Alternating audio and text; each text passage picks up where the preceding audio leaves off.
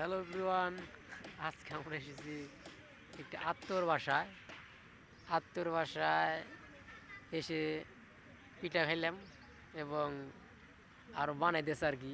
যার লেগে যে আমাদের তো এই যে অপেক্ষা করছো তুই? পেটটা ফুল।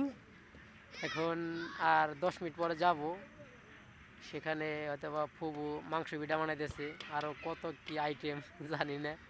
সো আপনারা যারা পিঠা খেতে যান তারা কমেন্ট করে জানান। আর এই যে আমার এক বন্ধু সৌদি প্রবাসী, তার জন্য সবাই দোয়া করবেন।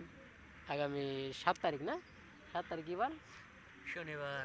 7 তারিখ শনিবার সে বাংলাদেশে মায়া ত্যাগ করে প্রবাসে চলে যাচ্ছে। জানি না কবে ফিরবে। ইন্নালিল্লাহ। আলহামদুলিল্লাহ তার সফর সফল হোক, তিনি যেন দেশের মাটিতে আবার আসতে পারেন। সো সবাই যেন তার জন্য দোয়া করবেন। আল্লাহ হাফেজ।